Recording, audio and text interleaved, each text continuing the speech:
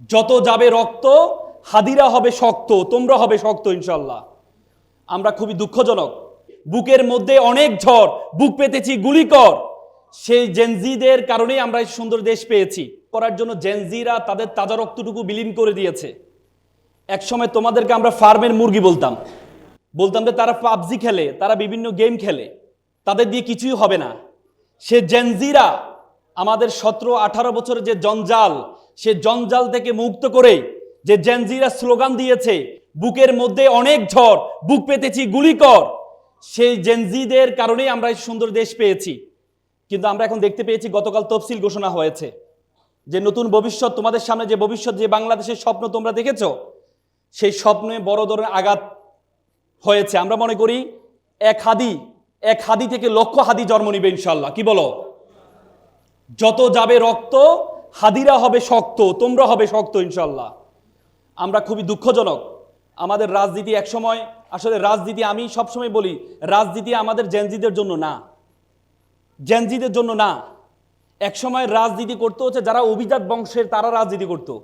আর এখন আমরা দেখতে পাই যাদের কোনো পেশা নেই, যাদের কোনো কাজ কাম নেই, যারা সন্ত্রাসী, যাদের কোনো টাকা পয়সা নেই, যাদের কোনো পড়াশোনা নেই, তারা রাজনীতিতে আসে।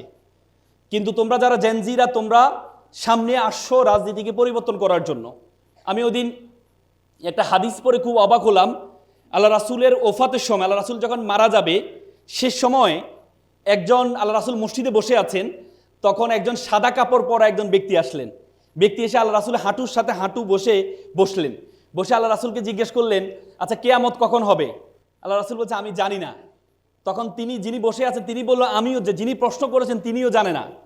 তারপরে প্রশ্ন করেছে যে কিয়ামতের কোনো আলামত আছে? তখন উনি বলল, কিয়ামতের 2টা আলামত আছে। অনেকগুলো আলামতের মধ্যে 2টা বিশেষ আলামত আছে। তার মধ্যে একটি আলামত হচ্ছে দাসীর পেটে মনিব জন্মগ্রহণ করবে। দ্বিতীয় আলামত হচ্ছে যাদের কখনো জুতা ছিল না, পোশাক ছিল না, তারা অট্টালিকার মালিক হবে। তোমরা কি মনে করো সমাজে কি আমরা এখন দেখতে পাচ্ছি না?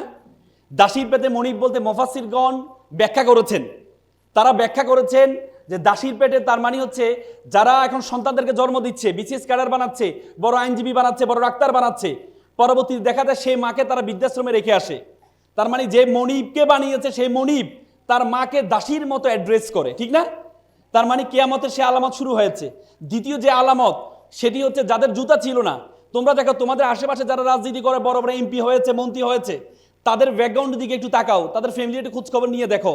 তারা কখনো ড্রাইভার ছিল, নেতার কখনো ড্রাইভার ছিল, নেতার কখনো চামচা ছিল, যাদের কোনো পড়াশোনা নাই, চাঁদাবাজ ছিল, তারা পরবর্তীতে এমপি হয়েছে, কোটি কোটি টাকার মালিক হয়েছে। হয়েছে না? তুমি আশেপাশে তাকাও। আমাদের মনে আছে ফেনীতে, তোমরা এখানে ফেনীর কেউ আছো? ফেনীর নিজাম হাজারি ছিলেন, তার ড্রাইভার ছিলেন হচ্ছে জয়নাল হাজারি ছিলেন, তার ড্রাইভার ছিল নিজাম হাজারি। পরবর্তীতে সে ড্রাইভার থেকে সে এমপি হয়েছে এবং হাজার হাজার কোটি টাকার মালিক হয়েছে। তো সুতরাং এই যে রাজনীতি, এই রাজনীতি আমরা চাই না। আমরা চাই আমাদের দেশটা সুন্দর হোক। আমাদের দেশ, আমরা যে স্বপ্ন দেখে 2000 জীবন দিয়েছে, 30,000 পঙ্গুত্ব বরণ করেছে, আজকের এই সুন্দর আয়োজন থেকে আমরা মনে করি এই সুন্দর বাংলাদেশ আমরা সকলেই প্রত্যাশা করি। তো সুতরাং আজকে আমি তোমাদেরকে এই সুন্দর যে আয়োজন তারা করেছে, ওয়ান ওয়াই স্কুল চমৎকার আয়োজন করেছে। আমি তোমাদেরকে 3টি টি এবং 3টি এল আমি বলে কথা শেষ করব। 3টি টি ফর থিঙ্কিং। প্রথম হচ্ছে thinking, T for ট্রাইম and T for target. তোমাদের 3টে জিনিস মেক শিওর করতে হবে।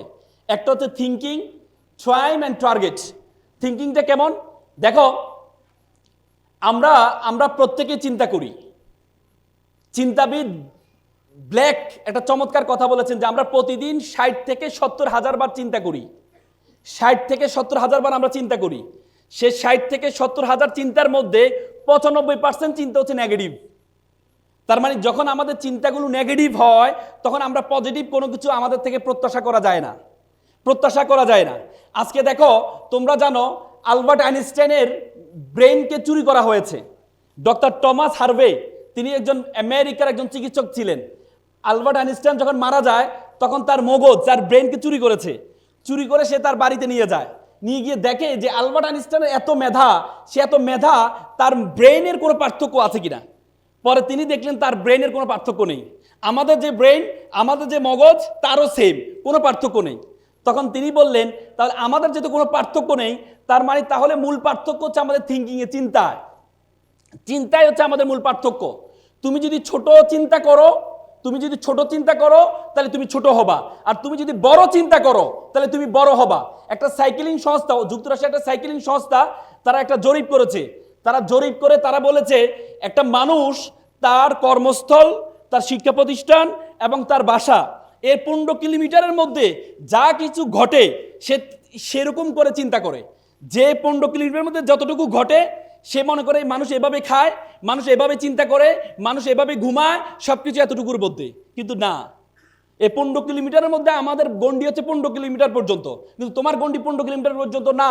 ইউ আর গ্লোবাল সিটিজেন, পৃথিবীটা একটা বিশ্বগ্রামে পরিণত হয়েছে। You have to think beyond Bangladeshi border. তোমাকে বাংলাদেশের বর্ডারের বাইরে চিন্তা করতে হবে, তোমাকে চিন্তা করতে হবে বড়। তোমাকে আল্লাহ তাআলা বলছেন কুনতুম খায়রা উম্মাহ, you are the noblest nation, you are the best nation. আল্লাহ তাআলা বলেছেন বিশ্ব জগতে যা কিছু আছে সবকিছু আমি তোমার জন্য সৃষ্টি করেছি। আল্লাহ তাআলা কোরআনে বলেছে হুয়াল্লাযী খলাকালাকুম মা ফিল আরদি জামিআ, এই আসমান এবং জমিনে যা কিছু আছে আমি সবকিছু তোমার জন্য সৃষ্টি করেছি। তো সুতরাং তুমি তোমাকে কেন ছোট মনে করো? এই জন্য তোমাকে বড় মনে করতে হবে। তোমরা এপিজে আব্দুল কালামের নাম শুনেছ। তিনি সকালে ঘুম থেকে উঠে তিনি সবসময় বলতে আই এম দ্য বেস্ট, আমি সেরা, আই এম দ্য উইনার, আমি বিজেতা। টুডে ইজ মাই ডে, আজকে আমার দিন, আই ক্যান ডু ইট, আমি করতে পারবো। গড ইজ উইথ মি, সৃষ্টিকর্তা আমার সাথে আছেন। আমেরিকান একজন প্রফেসর তিনি বলেছেন ইউ বিকাম ইউ কনভারসেশন, তুমি যেটি তুমি বলো। তুমি যদি তোমার ব্রেন হচ্ছে তোমার সবচেয়ে বাধ্যগত সার্ভেন্ট, তুমি যদি তোমার ব্রেনকে বলো তুমি ছোট, তাহলে তোমার ব্রেন বলবে ইয়েস স্যার আপনি ছোট। তুমি যদি তোমাকে বলো আমি বড়, তোমার ব্রেন বলবে ইয়েস স্যার আপনি বড়। তুমি যদি তোমাকে বলো আমি একা, তোমার ব্রেন বলবে ইয়েস স্যার আপনি একা। তুমি যদি তোমার ব্রেনকে বলো আমি যেহেতু একা, এ জীবন রেখে লাভ নাই, তোমার ব্রেন বলে ইয়েস স্যার আপনি একা, জীবন রেখে লাভ নাই, keep it up, keep going on. আত্মহত্যা করেন, এই জন্য আমরা আত্মহত্যা করি। এই জন্য তোমরা এখানে যারা আছো তোমাদেরকে মনে করতে হবে তুমি সেরা। আই এম দ্য বেস্ট, বলতে পারবা আই এম দ্য বেস্ট? আমার সাথে বলো I am the best. Loudly বলো আমি সেরা। লাউডলি চিৎকার দিয়ে, তোমরা জেনজি চিৎকার দিয়ে বলো আই এম দ্য বেস্ট, আমি সেরা। টুডে ইজ মাই ডে, আজকে আমার দিন। তুমি তো সেরা। ওয়ান ওয়াই স্কুল সেরা না? তোমাদের জন্য যে চমৎকার আয়োজন করেছে। তুমি যদি বলো আমি বলো ওয়ান ওয়াই স্কুল, তোমরা বলো তুমিও সেরা। পারবা তো ইনশাল্লাহ?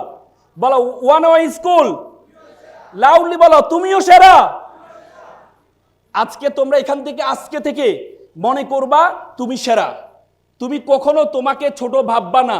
তোমার চিন্তার জগৎ যত বড়, দেখো বাংলাদেশের 5% জনগণের কাছে 95% সম্পদ আছে বাংলাদেশের, এবং 95% জনগণের কাছে মাত্র 5% সম্পদ আছে।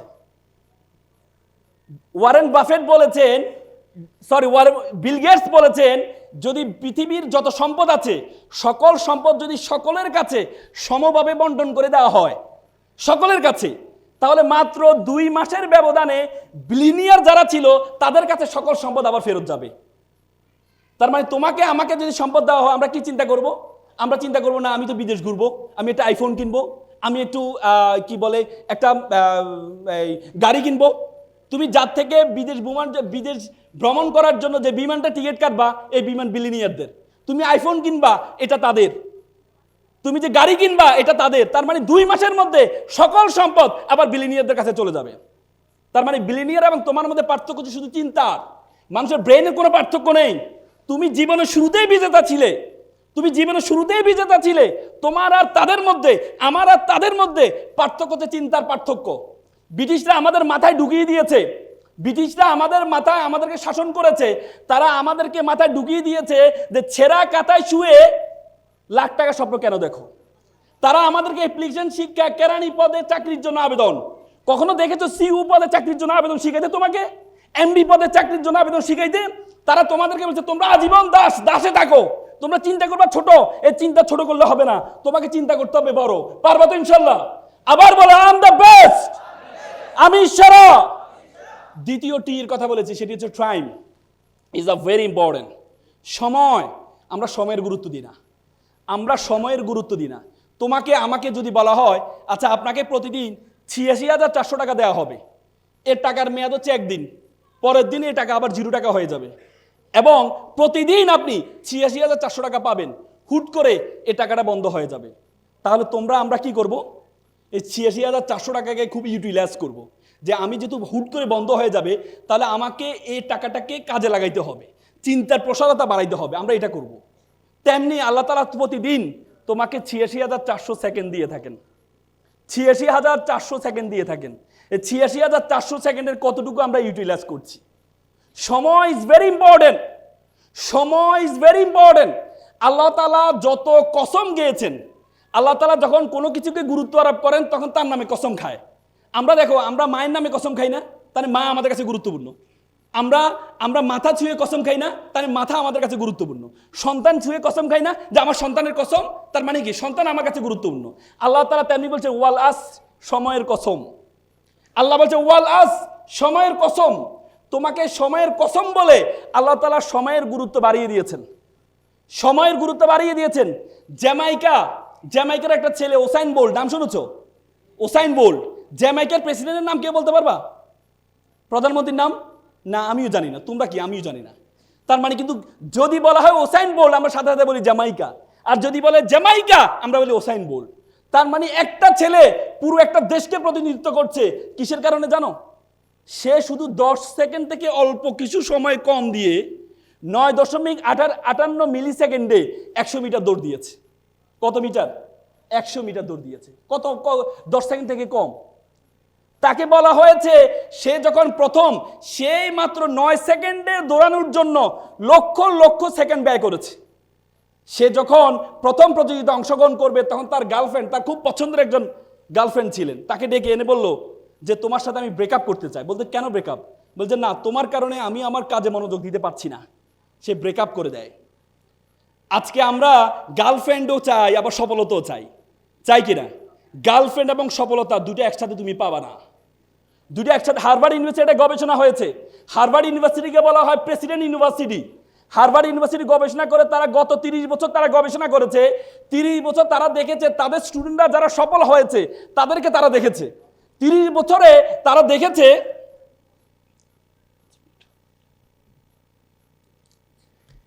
30 বছরে তারা দেখেছে যে তাদের স্টুডেন্টরা যারা সফল হয়েছে তারাই সফল হয়েছে যারা ইউনিভার্সিটি টাইমে অপোজিশন জেন্ডারের সাথে কোনো রিলেশনে ছিল না, তারা সবচেয়ে বেশি সফল। তো সুতরাং তুমি দেখো আমরা মদ খাইলে আমাদের ব্রেইনে ডোপামিনের পরিমাণ হয় 200। আমাদের মদ খাইলে বউকে মা ডাকে, মাকে বউ ডাকে, কি মদ খাইলে। আর বলা হয় কেউ যদি প্রেমে পড়ে তার ব্রেইনে ডোপামিনের পরিমাণ হয় 250। তার মানে তোমার ব্রেনের মধ্যে ঘূর্ণিঝড় তৈরি হয়, আর এটা দিয়ে তুমি নাকি সফল হবা। মাত্র 200-তে মাকে বউ ডাকে, বউকে মা ডাকে, আর 250 দিয়ে তুমি নাকি সফল হইবা। তার মানে টাইম ইজ ভেরি ইম্পর্টেন্ট। তোমরা সময়ের গুরুত্ব দিবা। যদি সময়ের গুরুত্ব দিতে পারো, যদি সময়ের গুরুত্ব দিতে পারো, তোমাদেরকে আল্লাহ তাআলা অনর্থক সৃষ্টি করেন নাই। আল্লাহ তাআলা দেখো প্রত্যেকটা একটা বিকল ঘড়ি প্রতিদিন 2 বার ঠিক সময়টা দেয়, জানো কিনা? একটা বিকল ঘড়ি প্রতিদিন 2 বার ঠিক সময় দেয়। আর তুমি তো বিকল না, আমি বিকল না, তাহলে আমাকে দিয়ে কেন কিছু হবে না? আল্লাহ তাআলা কোরআনে বলেছে লাকাদ খালাকনাল ইনসানা ফি আহসানি তাকওয়িম, আমি তোমাকে সুন্দর আকৃতি দিয়ে সৃষ্টি করেছি। এই আয়াতটা বলার জন্য আল্লাহ 4 বার কসম খাইছেন। কয়বার? আল্লাহ বলছে ওয়া তিনের কসম, ওয়া জাইতুনের কসম, ওয়া তুরি সিনিন, তুর পাহাড়ের কসম, বালাদিল আমিন, শহরের কসম, লাকাদ খালাকনাল ইনসানা ফি আহসানি তাকওয়িম, আমি তোমাকে সুন্দর আকৃতি দিয়ে সৃষ্টি করেছি। এরপরও তুমি বলো তোমাকে আল্লাহ তাআলা অনর্থক সৃষ্টি করেছেন? তুমি বলো তোমাকে অনর্থক সৃষ্টি করেছেন? আল্লাহ বলছে ওয়ামা খালাকনাস সামা ওয়ামা আর বাইনাহুমা বাতিলান, আমি আসমান এবং জমিনে যা কিছু সৃষ্টি করেছি কোনো কিছু আমি অনর্থক সৃষ্টি করিনি। তো সুতরাং তোমাদের টাইমে নিয়ে গুরুত্ব দিতে হবে। তৃতীয় সর্বশেষ টিম অর টার্গেট, বড় স্বপ্ন দেখবা, বড় স্বপ্ন দেখবা। বলে যে মানুষ তার স্বপ্নের মতো বড়, মানুষের স্বপ্নের আয়তন যত বড় মানুষ তার স্বপ্নের মতো বড়। তোমরা এখানে যারা আছো বড় টার্গেট নিবা। এখন থেকে বড় ব্যবসায়ী হতে চাও, বড় টার্গেট নিবা। মনে রাখবা আমরা প্রত্যেকে সবকিছু মনে রাখবা, it's not time for GK, it's time for SK. It's not for GK general knowledge, it's for SK মানে স্পেশাল নলেজ। এখন সময় হচ্ছে স্পেশাল নলেজ। যারা সবকিছু জানে তাদের কোনো খাওয়া নাই, যারা একটা জিনিস ভালো করে জানে তাদের খাওয়া আছে। তুমি দেখো প্রাইমারি স্কুলে একটা শিক্ষক বেতন পায় 20,000, সে সব সাবজেক্ট পড়ায়। আর একটা কলেজের শিক্ষক সে বেতন পায় 50,000, একটা সাবজেক্ট পড়ায়। তার মানে একটা জিনিসকে ভালোভাবে জানতে হবে তোমাকে। এখানে যারা আছো তোমরা তোমাদের লাইফের টার্গেট নাও যে একটা জিনিসকে তুমি ভালোভাবে জানবা। তুমি যদি সেটা ভালোভাবে জানতে পারো তাহলে তুমি সফল হবা। পারবা তো ইনশাল্লাহ? পারবা তো ইনশাল্লাহ? পারবা তো ইনশাল্লাহ? আমেরিকান প্রেসিডেন্ট বলেছেন তোমার সফলতার জন্য যদি তোমার দৌড়ানোর সামর্থ্য না থাকে তাহলে তুমি হাঁটো, যদি হাঁটার সামর্থ্য না থাকে তাহলে তুমি হামাগুড়ি দাও, তারপরেও তোমার সফলতার দিকে তুমি এগিয়ে যাও। তো সুতরাং তোমরা এগিয়ে যাও সে প্রত্যাশা করছি। এপিজে আব্দুল কালাম বলেছে প্রজাপতির পিছনে ঘুরিও না, ফুলের চাষ করো, প্রজাপতি তোমার পিছনে ঘুরবে। সকলে ভালো থাকবা, সুস্থ থাকবা। আসসালামু আলাইকুম।